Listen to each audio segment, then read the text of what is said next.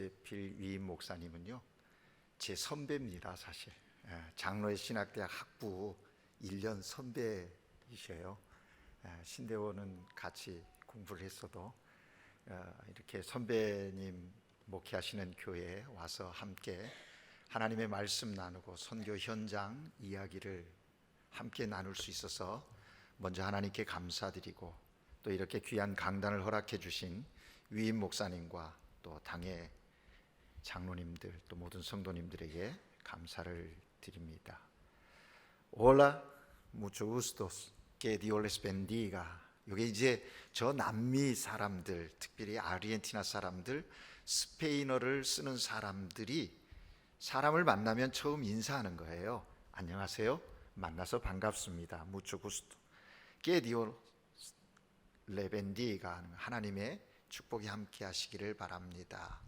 이렇게만 말하는 게 아니라 굉장히 행동이 있습니다. 그래서 그냥 이렇게 인사하는 게 아니라 올라 하고 뭐 포옹을 한다든지 아브라소하고 뺨 뽀뽀를 하지요.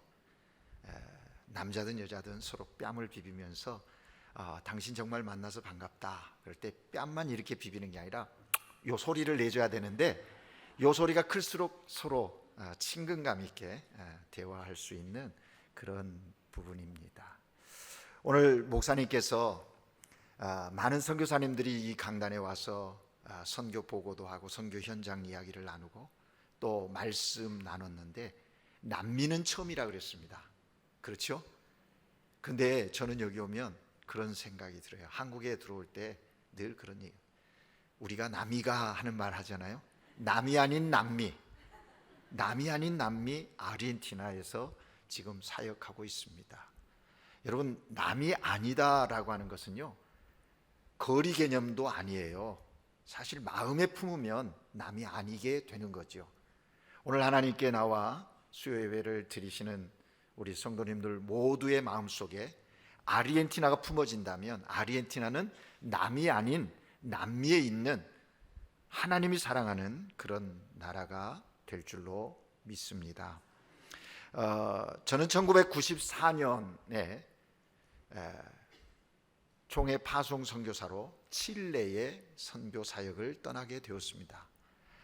제 큰 아이가 한돌 때 떠나서 그 남미에서 이렇게 칠레에서 사역을 하게 됐는데, 칠레에서 10년간 사역을 하면서 하나님의 놀라운 은혜를 경험하고, 그 10년은 정말 타문화권 속에서 현지인들과의 만남, 또 현지인들과 그 문화들을 적응하면서 이렇게 새로움을 경험하는, 그러나 그 자리에 있음의 이유가 다른 것이 아닌 복음을 증거하기 위한, 선교를 위한 현장이었음을 늘 기억하며 그들과 지냈습니다. 여러분이 아시는 대로 남미는 우리 한국과 많은 교류를 하고, 칠레는 그런 교류를, 남미의 국가 중에서 칠레가 가장 많이 우리 한국과 농수산물이라든지 이런 교류를 합니다. 그래서 여러분 마트에 가면 칠레산을 쉽게 발견할 수 있을 겁니다. 과일이라든지 와인이라든지 뭐 여러 가지가 이렇게 서로 교류되죠. 긴 나라이고, 그 10년의 사역 중에 정말 놀라운 경험들은 타문화 속에서의 그 삶이 힘겹고 어려움이지만 하나님이 선교사에게 주신 놀라운 특권이다라는 생각을 가지고 그 현장에 있으면서 생활하게 되었습니다. 남미는 긴 나라이고, 칠레는 긴 나라이고, 특별히 남미의 이 칠레는 기독교 복음화율이 굉장히 높은 나라 중에 하나입니다. 남미에 여러 나라들이 있는데 그 나라 중에 칠레와 브라질은 기독교 복음화율이 굉장히 높은 나라에 속합니다. 거기에서 10년 사역은 저는 특별히 이제 교회, 현지인 교회를 개척해서 목회를 했고, 또 복지 사역을 감당했습니다. 중남미 23개국이 다 스페인어를 씁니다.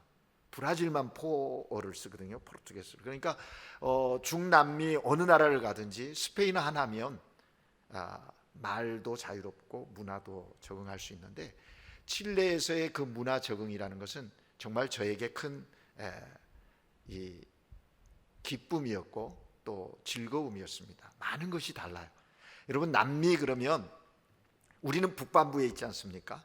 남미는 완전히 우리와 정반대에 있는 남반부이고요, 위도도 거의 비슷합니다. 우리의 37도, 36도, 서울이 그렇고요, 청주는 어떤지 모르겠는데 그 안에 있거든요. 그래서 정반대이다 보니까 사계절이 있어도 완전히 반대이고 12시간이 차이가 납니다. 저희가 더 늦게 가요. 그래서 여기 주일 예배를 드릴 때 저희는 거기가 토요일이 되기도 하고요. 이렇게 이제 낮과 밤이 다르고 계절이 반대이고, 그러다 보니 문화도 많은 반대적인 것들이 참 많아요. 여러분, 문화의 그 반대적인 것들이 뭐 빗자루질을 한다든지 톱질을 한다든지 이런 게 다 반대적이에요. 우리들은 빗자루질을 어떻게 하죠? 주로 밖으로 쓸어내죠. 거기는 다 안으로 이렇게. 그 다음에 톱도 우리는 잡아 당겨야 썰립니다. 그죠? 고개 끄덕끄덕 하시는 분 아는 것 같아요. 근데 거기는 밀어야 잘려지는 거죠.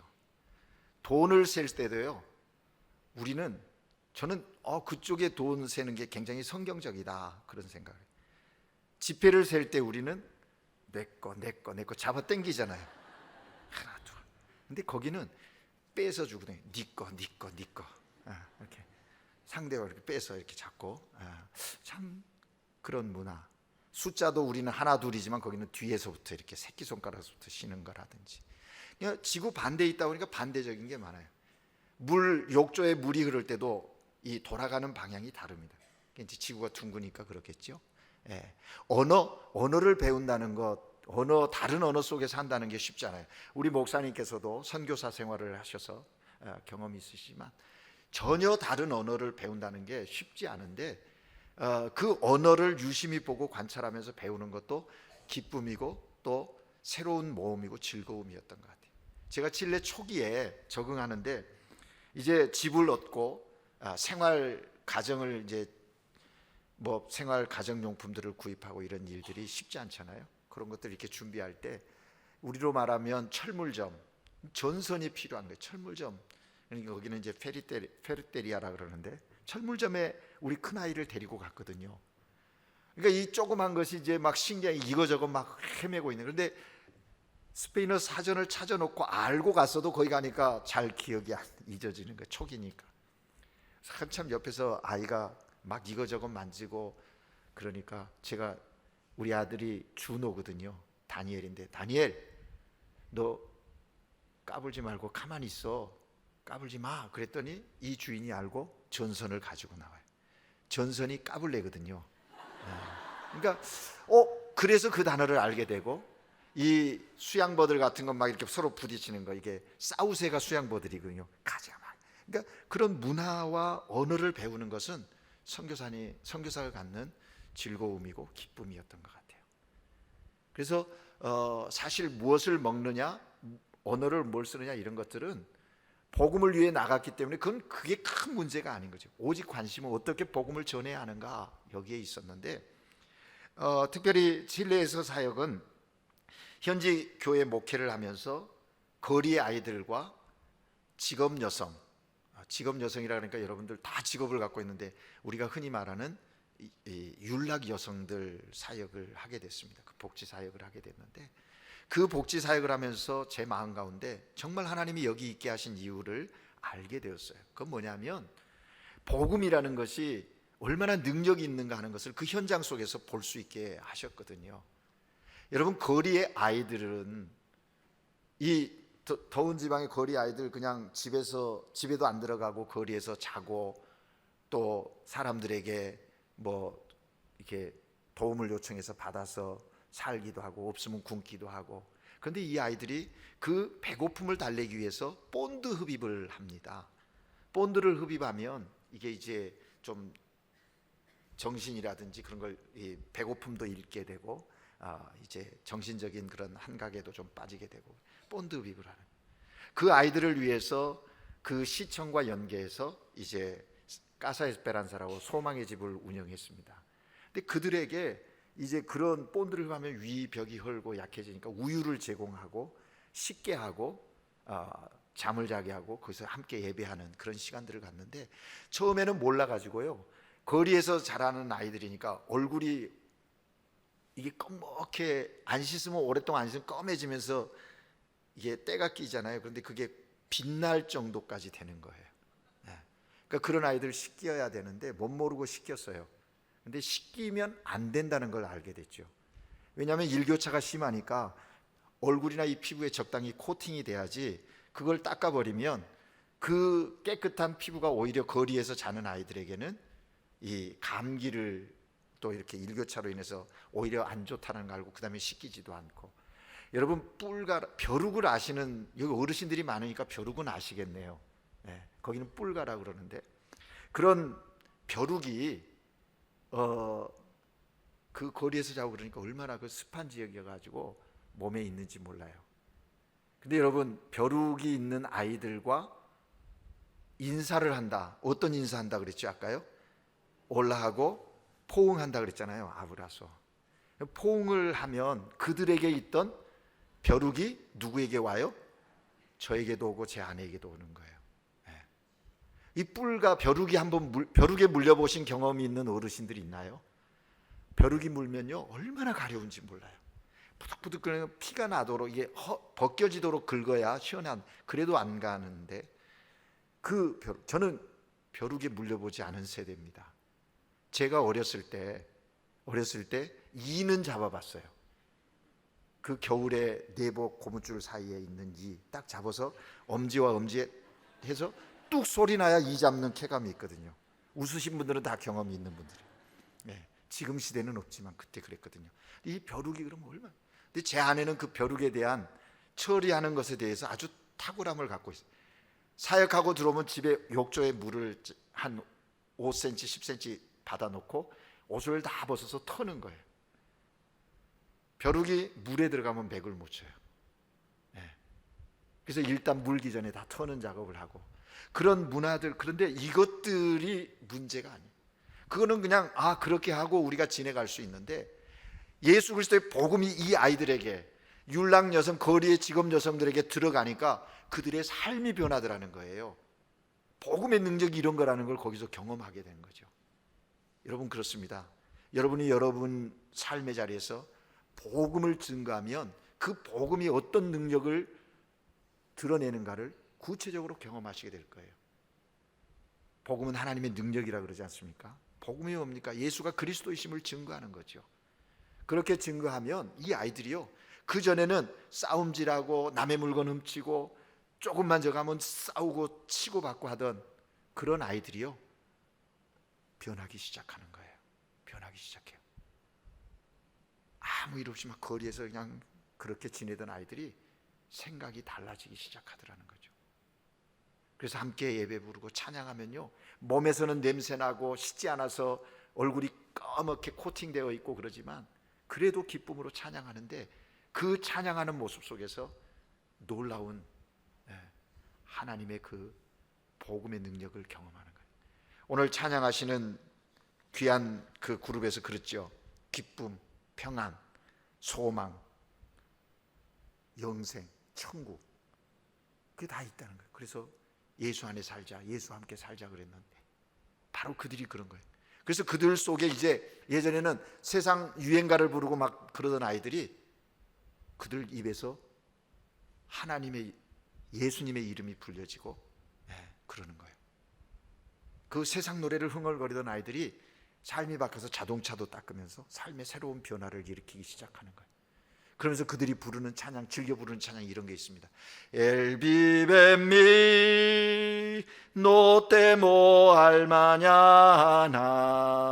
El vive en mí, gozoso estoy. Yo sé que Él preparó mi futuro. Mi vida vale más porque Él vive en mí. 여러분, 이 찬양이 뭐냐면요, Él vive en mí, 그가 내 안에 살고 있습니다. 노 때모할 마냐나. 내일에 대한 두려움이 이제 나에게는 없습니다. 왜냐하면 그가 내 안에 살고 있기 때문에. 그 예수님이 내 안에 살고 있기 때문에. 조세케엘 프레파로 미 푸드로. 나는 알고 있습니다. 내 미래에 대해서 그분이 프레파로 준비해 주실 것을 알고 있습니다. 그래서 나는 두려움이 없습니다. 왜냐하면 그분이 내 안에 살기 때문에. 여러분, 그들이 그런 찬양을 부르는 거예요. 세상 사람들과 비교해 보면 정말 불쌍해 보이고 누구에게도 관심 안 받는, 관심을 얻을 수 없는 그들이었지만, 그들에게 복음이 들어가니까 그들 내면에 하나님에 대한 그 신앙이 있고 복음으로 인하여 자신의 삶에 대한 변화가 있을 것을 믿고 더디지만 조금씩 변화되어지더라는 거죠.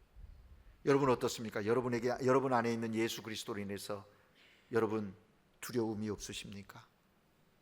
주님이 나와 함께 하신다고 하는 확신이 여러분에게 있는지요? 그런 변화들을 보는 거예요. 그래서 이제 삶이 바뀌어져서 공부도 시작하고 조그만 부분이지만 새로운 삶을 향해 나가는 직업 여성들도 마찬가지예요. 직업 여성들도 마찬가지예요. 거기에서 이게 직업 갱생 훈련도 같이 했는데 한 사람은 제가 10년 있는 동안 많은 사람이 변화지는, 와서 훈련 받다가 다시 원점으로 돌아가는, 그러기를 반복하는 여성들도 있어요. 그렇지만 더디지만 소수라도 변화되어져서 새 삶을 살고 또 그 안에서 운영했던 유치원에 봉사자로 자원해서 봉사하면서 함께 일하는 모습들을 봤어요. 복음은 능력입니다. 복음은 능력이에요. 그런 경험을 하고 현지인 사역을 오래 하고 있었는데, 그 10년을 하고 있었는데 갑자기 아르헨티나에서 한인교회에서 저희 있는 칠레를 찾아오신 거예요. 그래가지고 한인 목회 좀 해주시면 좋겠다. 그 교회 담임하던 목사님이 미국으로 목회 사역지를 바꾸셔서 비웠다는 거예요. 그래서 저는 안 된다고. 제 부름의 소명은 현지인 선교 사역이었다고. 근데 계속 얘기를 하시는 거예요. 그래서 제가 마음이 약해가지고 그 장로님들이 오셔서 한 달에 한 번만이라도 와서 설교를 해달라고 한 말에, 오셨으니 내가 가겠습니다 해가지고 그 말의 책임 이야기를 하고 나서 6개월간을 이렇게 다니면서 그 교회에 설교를 하다가 결국 아르헨티나로 가게 됐어요. 근데 아르헨티나 한인 목회를 가게 된 분명한 동기가 저에게는 있었습니다.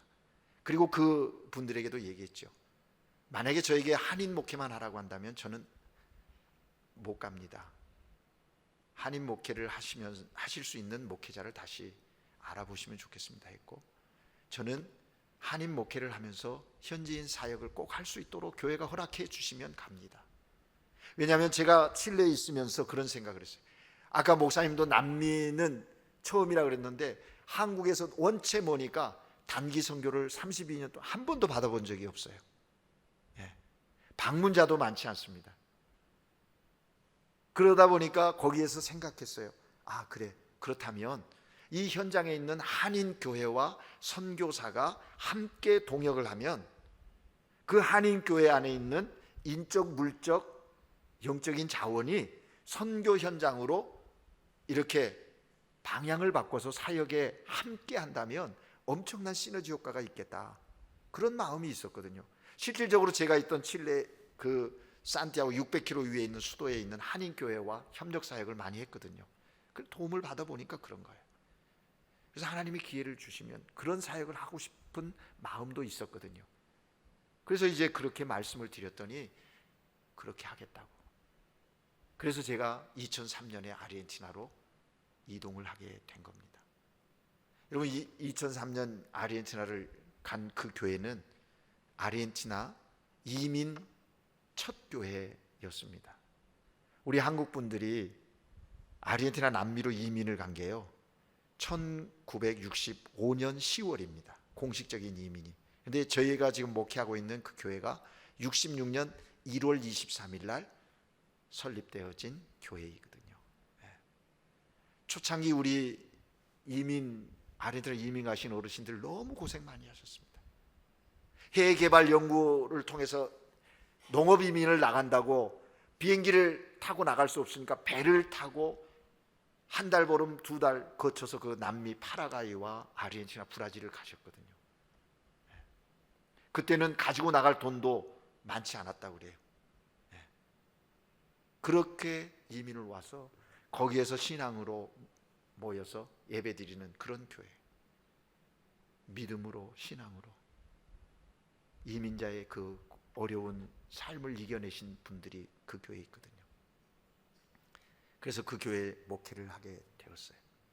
목회를 하면서 어르신들 위로도 하고 함께 이렇게 지냈는데, 이제 그렇게 해서 아르헨티나 사역이 시작됐는데, 여러분 아르헨티나는 한국에 많이 소개돼서요, 제가 이렇게 오면 늘 물어요. 아르헨티나 괜찮습니까? 굉장히 어렵던데 좋아지고 있습니까? 그렇게 물어요. 왜냐하면 여기 한국에 소개되어지는 뉴스나 이런 거 보면 정말 아르헨티나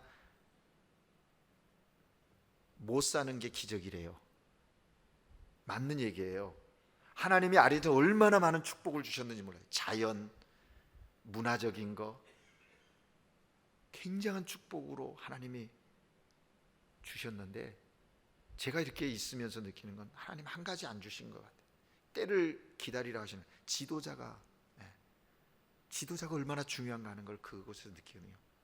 한 사람의 바른 지도자가 세워지면 이 나라가 완전히 새로워질 수 있는데, 엄청난 잠재력을 가지고 있는 나라인데 하는 안타까움이 있어요.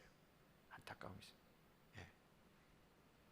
제 남단에 위치해 있는 이 아르헨티나, 세계에서 여덟 번째로 큰 나라입니다. 땅이 얼마나 넓은지 아시겠습니까?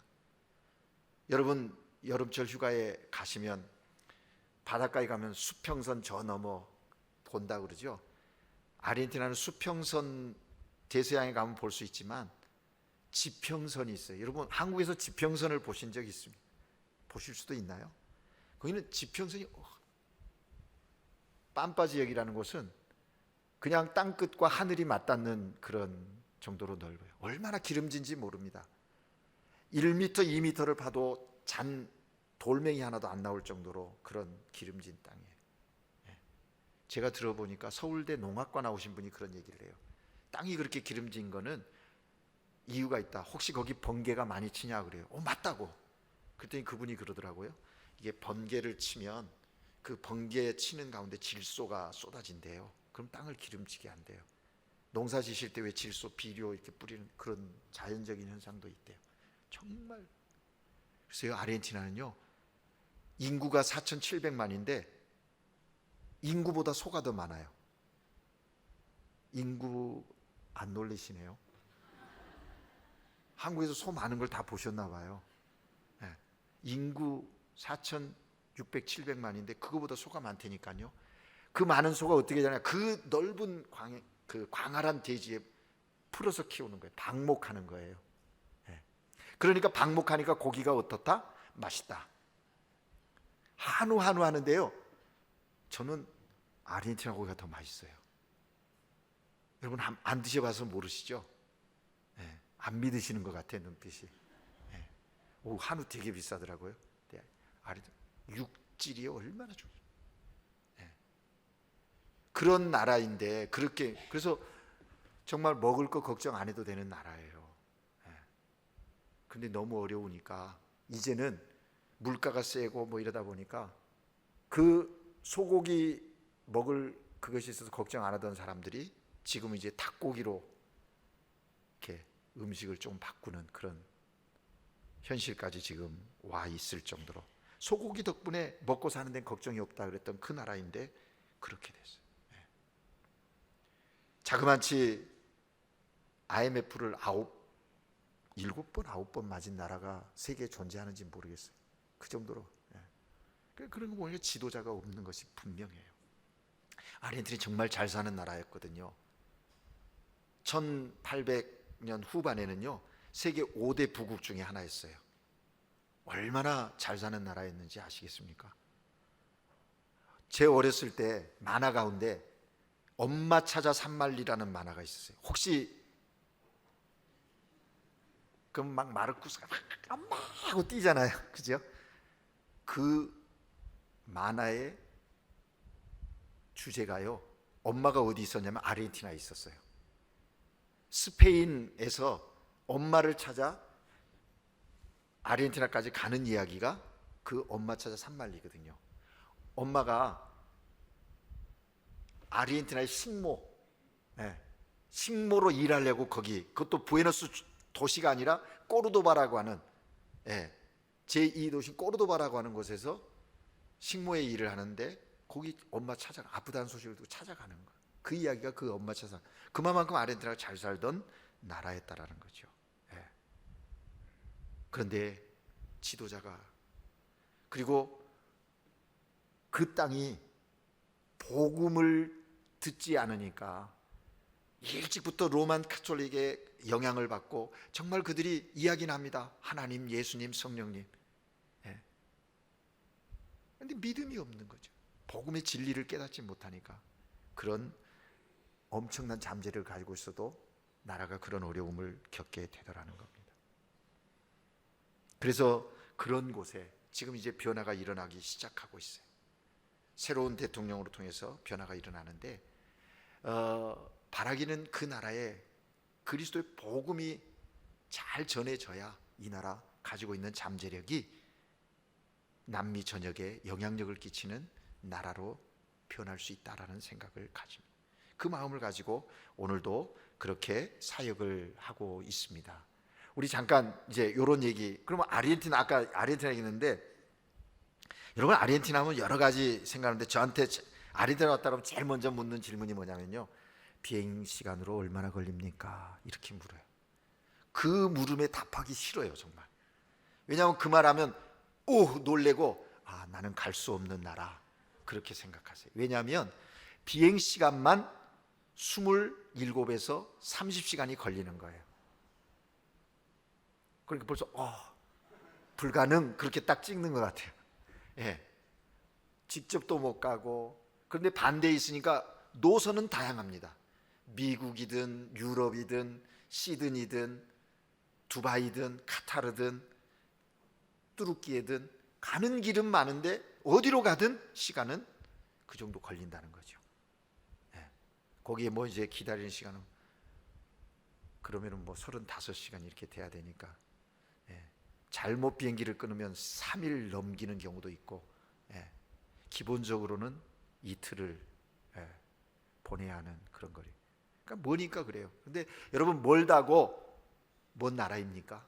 아까 제가 남이 아닌 남미라 그랬는데 여러분 마음에 품으면 이렇게 긴 공간적인 시공간의 거리가 멀지, 시간적인 그런 거리는 멀지만 마음에 품으면요 그 어느 것보다 더 가까운 거지 않겠습니까?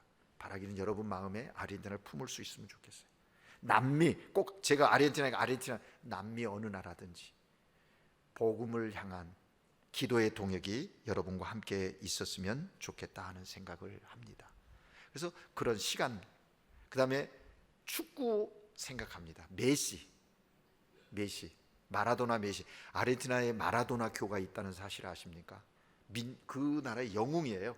마라도를 숭배하고 마라도를 예배하는 그런 단체가 있는 거예요. 그런데 마라도나보다 한 단계 더 된 사람이 누구냐면 메시거든요. 여러분 한국에서 어린아이들도 메시 10번 딱 기억하잖아요. 거기서는 영웅입니다. 이번 2022년 카타르 월드컵 때 중계하는 아나운서가 뭐라고 말한지 아십니까? 메시. 뭐 원체 이 메시가 별명이 뿔가예요. 뿔가가 벼룩이라는 아까 말했잖아요.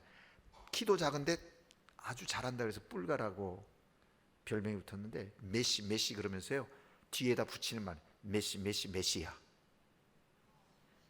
메시야. 메시아가 마라도나를 뛰어넘는 그런 존재가 되어버렸어요. 그만큼 축구에 대한 열기는 대단합니다. 우리 영상 하나 좀 보여주시겠어요? 아르헨티나를 전체적으로 좀 이렇게 볼 수 있는 제가 설명한 것들에 대한 내용.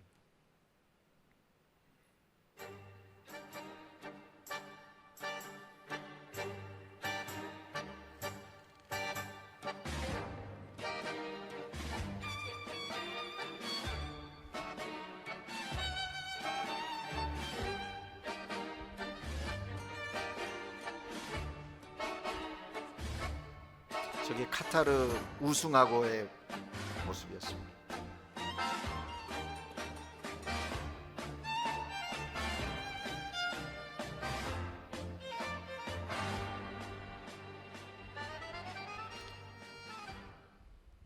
요 이제 아까 좀 여러 가지 얘기한 것 포함되어 있고요. 이제 이건 제 사역 영상입니다.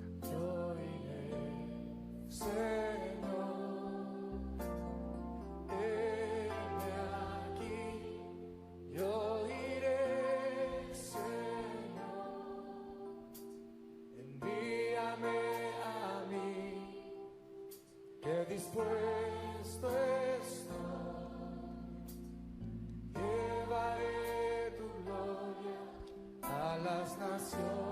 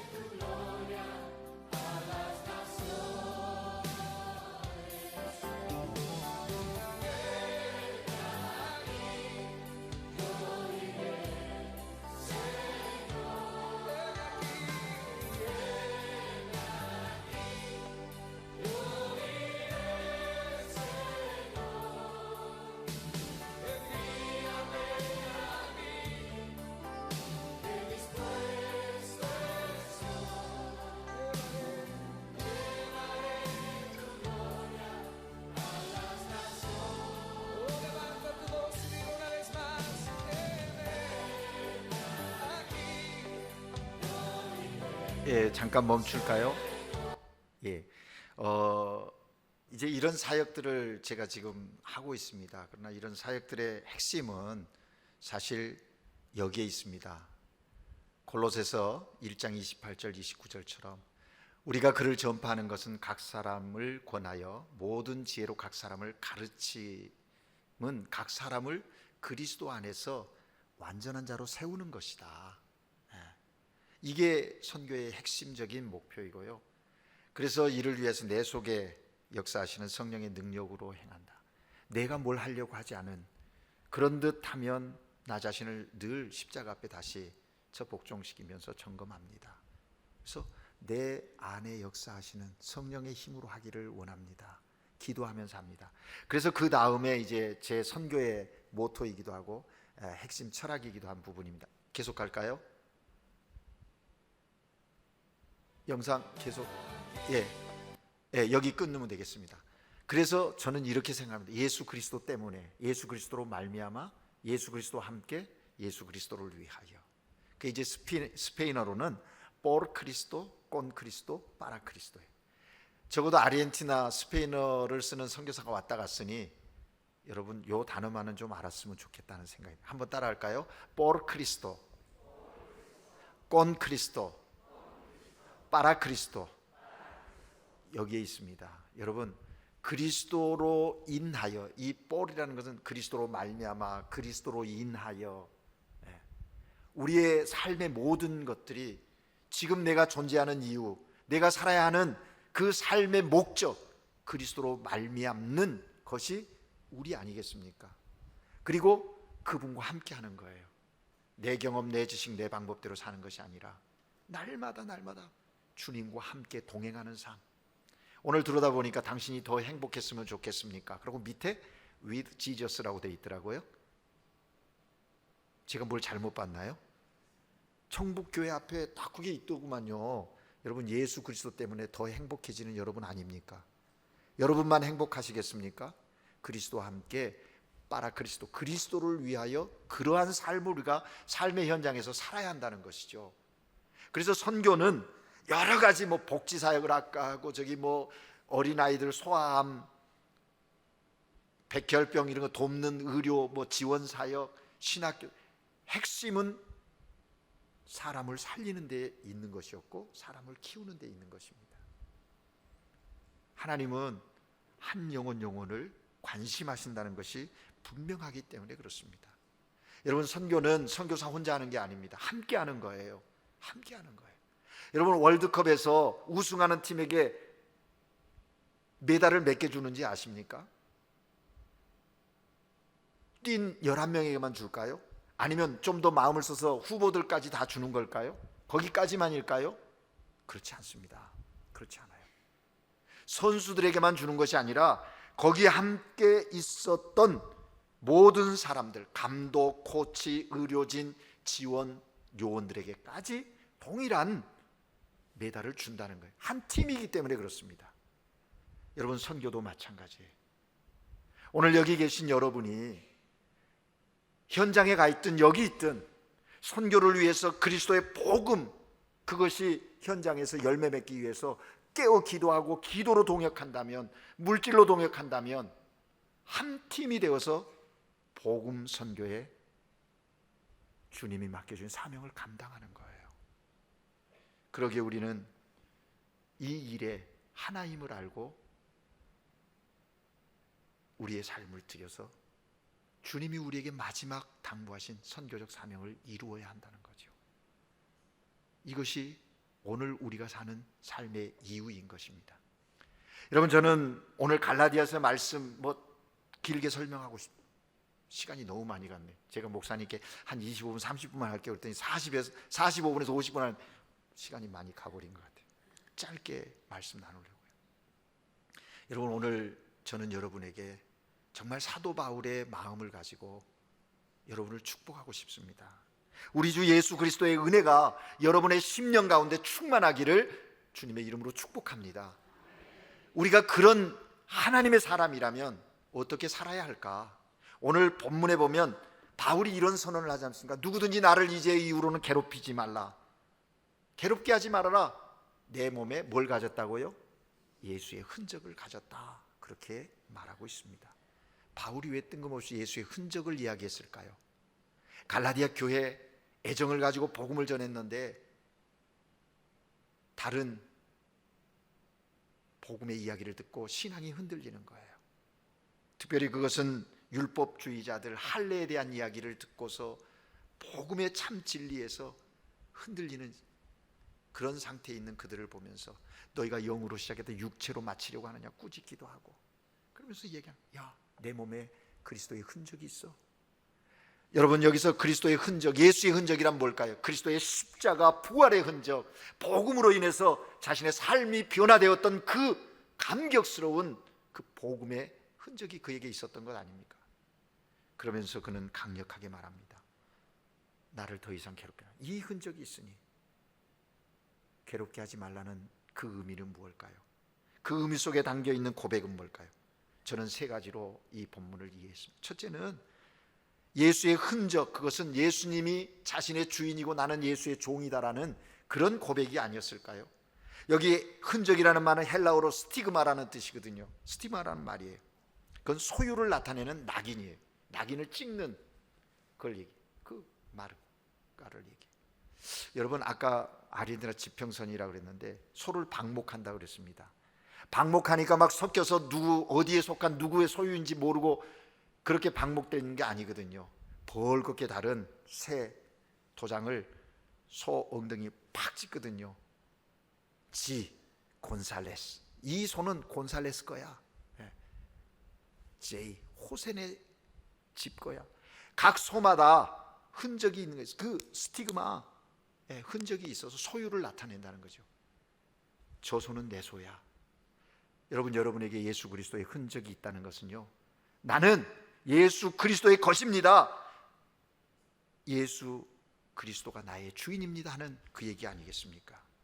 그 흔적을 가졌다고 바울이 선언하는 거예요. 그렇습니다. 여러분, 우리도 우리 삶의 자리에서 선언할 수 있어야 할 것입니다. 나는 평생도록 주님의 것입니다 라고 하는 그런 선언, 삶의 어떤 상황 속에서든지 할 수 있는 하나님의 사람들 되시기를 주님의 이름으로 축복합니다. 두 번째는요, 사도 바울이 말한 예수의 흔적은 예수를 위해서 살았던 삶의 흔적을 지금 갈라디아 교인들에게 이야기하고 있다는 거죠.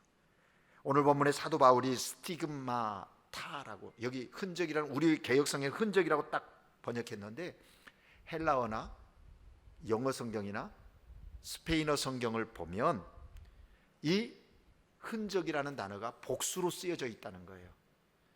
스티그마타. 자신의 몸에 예수님이 자신이 주인이 되심을 보여주는 여러 가지 흔적들이 있다라고 바울이 이야기하고 있는 거예요. 십자가에 죽으시고 부활하신 주님을 만난 후에 바울의 삶이 어떠했습니까? 그 삶의 여정 하나하나가 다 그리스도의 흔적이 자신의 삶에 새겨진 삶이었다, 그렇게 고백하고 있는 것입니다.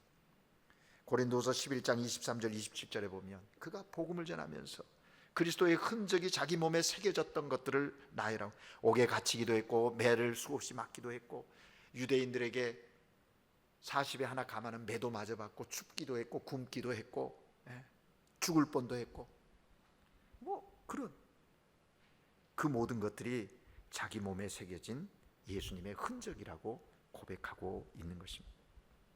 사랑하는 여러분, 여러분에게는 예수님을 위해 산 흔적들이 있으십니까? 얼마나 있으십니까? 물론 오늘 우리가 사는 이곳에, 이 시대에는 바울이 겪었던 그런 원색적인 박해라든지 또 매맞음, 돌에 맞음 이런 거는 없을 겁니다. 그런데 지금 그리스도인으로 예수님의 사람으로 살아가는데 여전히 우리 가운데 새겨지고 있는 흔적들이 있다라고 하는 것이죠. 예수님의 말씀에 순종하여 하나님의 자녀로 살다 보면, 예수님의 뜻대로 삶을 살아가려고 하면 우리 가운데 있어지는 아픔이 있고 손해봄이 있고 오해됨이 있지 않습니까? 여러분, 내가 잘못해서 당했던 손해봄, 오해 이런 거 아니고 그리스도 때문에, 예수 믿는 것 때문에 손해본 적이 있으십니까? 세상 사람들이, 예수 믿는 사람들이 더해, 이 얘기가 아니라 그래 맞아 예수 믿는 사람이야 라고 이야기할 수 있을 만큼 손해본 적이 있네요. 그것이 아까 말씀드린 예수님으로 말미암아 뽀르 크리스도, 예수님과 함께 꽁 크리스도, 예수님을 위한 빠라 크리스도, 그 삶 아니겠습니까? 우리는 예수님의 이름으로 핍박받은 흔적이 얼마나 되는가, 나는 얼마나 되는가. 아니, 내 삶에 흔적이 있는데, 우리 인생에는 다 흔적이 있거든요. 여러분 삶을 돌아보십시오. 여러분 상처난 그 흔적을 보면 이 상처 왜 있었는지 알잖아요. 그때가 생각나잖아요. 여러분의 삶에 그리스도 때문에 새겨진 흔적, 그것이 뭐냐라는 거예요. 우리가 복음을 위해서 어떤 고난을 받고 있는가? 사도 바울이 이야기한 내 몸과 마음에는 예수님을 위해 산 흔적들을 가지고 있습니다. 이 고백이 우리들 가운데도 있어지기를 주의 이름으로 축복합니다. 사도 바울이 말한 예수님의 흔적은요, 우리의 삶에 예수님의 모습을 나타내는 것이라고 이해하고 싶습니다. 흔적이 있으면 나타나게 돼 있는 거예요. 아무리 흔적을 감추려고 해도 흔적은 드러나게 돼 있어요. 예수님의 모습으로 살아가는 것, 그렇게 사는 그리스도인이 예수의 흔적을 가진 자 아니겠습니까? 여러분, 이 시간 우리가 살아가는 삶의 모습을 생각해 보십시오. 그 안에 예수님의 모습이 있으신지, 여러분의 생활 속에 예수님처럼 사는 예수님의 흔적을 지니고 살아가고 있는지 우리 스스로에게 질문하자는 겁니다. 그 질문에 여러분 어떤 느낌이 있습니까? 우리 옆 사람에게 이렇게 한번 얘기해 볼까요? 그리스도인 맞죠? 좀 생뚱맞죠? 옆에 분 지금 앉아 있는 분에게 물어보세요. 그 질문을 듣고 뜨끔하십니까? 아니면 맞아. 우리 한국말은요, 와보니까 억양이 중요해요. 느낌이 중요해요. 그리스도인 맞으시죠? 이렇게 묻는 거하고 그리스도인 맞아요? 하는 거하고 다르죠? 네. 어떤 거 더 많이 들으신가요? 오늘 하나님께 예배드리는 우리 청북교회 성도님들은 제가 앞에서 말한 그 말 들었으면 좋겠어요. 그 말의 의미는 뭡니까? 당신에게서 예수님이 느껴집니다. 그거 아니겠습니까? 당신의 삶을 보니까, 당신이 말씀하는 걸 들으니까, 당신이 행하는 그 일을 보니까 정말 예수님이 느껴지는군요. 당신 예수님 믿는 분 맞으시지요? 네. 그런 이야기를 들으면 여기 지역에 놀라운 영적인 변화, 더 행복해짐의 기쁨이 풍성해지는 그런 하나님의 역사가 우리 가운데 일어나게 될 것입니다. 바라기는 우리 청북교회 모든 성도님들이 여기서부터 그리스도의 흔적을 가진 하나님의 사람들로 그리스도로 말미암아 그리스도와 함께 그리스도를 위하여 삶을 사는 것, 그것이 복음의 역사입니다. 앞으로의 삶의 흔적도 그런 거예요. 저는 이번에 한국 고국 방문해서 놀라운 또 하나의 하나님이 저에게 던지시는 질문, 하나님을 향해서 질문할 수밖에 없는 사건을 경험했어요. 제 뇌에 시한폭탄이 있었다. 여기 혹시 뇌 동맥류 꽈리 시술하신 분 계신지 모르겠어요. 우연찮게 그게 발견돼 가지고 시술을 했는데요. 저희 잠깐 왔다 들어가는데 이거 발견된 것도 은혜인데, 이렇게 짧은 시간에 시술을 마치고 이제 다시 선교지로 돌아갈 수 있다는 것도 모든 사람들이 놀라운 일이라고 그러더라고요. 발견되면 조영술 하나 하는데도 3개월 기다려야 하고, 시술하려고 하면 6개월에서 1년을 기다려야 그래도 자리가 있을까 없을까 하다는 거예요. 그런데 많은 분들이 기도해 주시고 또 길을 열어주셔서, 그렇다고 막 법을 어기고 한 것도 아닙니다. 여러 배려와, 그래서 마쳤어요. 이게 중요한 게 아니라 더 중요한 건 뭐냐면, 왜 이 일을 내게 있게 하셨을까? 제가 하나님께 묻기 시작했어요. 32년 동안 여기를 떠나 선교 현장에 있었던 나, 그런데 왜 이 시점에 제게 이 흔적을 하나 더 남기시는가? 하나님 어떻게 나를 새로운 면으로 선교 현장에 서게 하시려고 하시는 건가? 이게 지금 질문이에요. 그러면서 기대하고 있어요. 현장에 돌아가서 제게 보게 하는 것, 또 만나게 하는 사람들. 분명한 것은 그 땅에 하나님이 구원하고자 하는 영혼이 있다는 거예요. 그 영혼들을 찾아내야 하고 만나고 그들과 교제하고 그들에게 예수가 그리스도이심을 증거해서 하나님의 백성, 자녀 되게 하는 거고 우리 안에 들게 하는 일을 하시게 하는 거 아닐까? 정말 2, 3년 이 기간 동안에요, 저에게 엄청난 그런 일들을 지금 하나님이 계속하고 계세요. 1년 반 전엔 제 아내가 세상을 떠났거든요.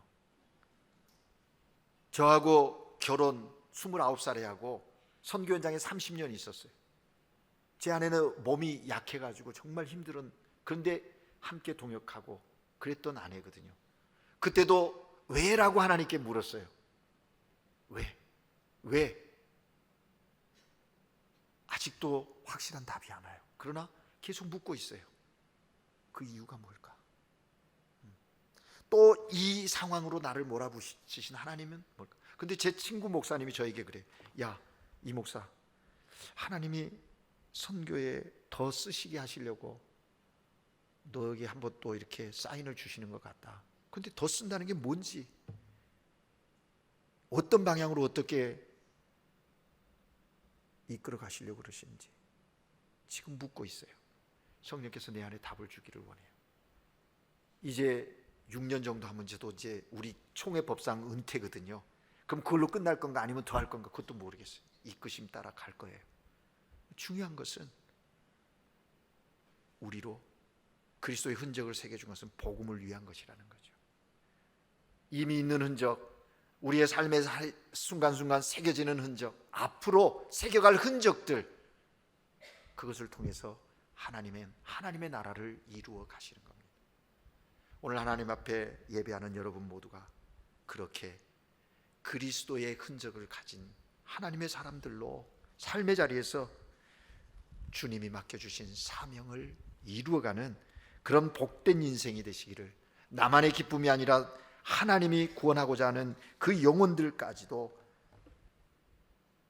사랑하여서 그리스도 안에 들어오게 하는 그 귀한 사역에, 하나님의 거룩하신 사명에 쓰임받는 귀한 종들 되시기를 주의 이름으로 축복합니다. 기도하겠습니다. 사랑의 하나님 아버지, 지금껏 우리 인생의 삶에 여러 흔적들이 있었습니다. 그러나 우리 가운데 새겨진 그리스도의 흔적이 얼마나 귀하고 또 소중한 것이며 또 우리를 향한 하나님의 사랑인지를 기억합니다. 이제 우리의 삶에서 그리스도로 말미암는, 그리스도와 함께 그리스도를 위한 삶을 살아서 정말 사도 바울처럼 내 몸에 예수의 흔적을 가지고 있노라, 예수님의 흔적이 내 삶에 있노라고 삶의 자리에서 선언할 수 있는 하나님의 사람들 되게 하셔서 이 귀한 종들을 통하여 하나님의 나라가 확장되어지고 주님의 영광이 선포되어지는 놀라운 역사가 있게 하여 주시옵소서. 우리에게 흔적을 남기시면 그 흔적을 우리의 삶의 자리에서 드러내라 하심이니, 이제 그렇게 예수의 향기, 예수의 편지되어지는 삶을 살아가는 청북교회 모든 성도들 되게 하옵소서. 그래서 주님 다시 오심을 준비하는 하나님의 사람들 되게 하시옵소서. 예수 그리스도 이름으로 기도합니다.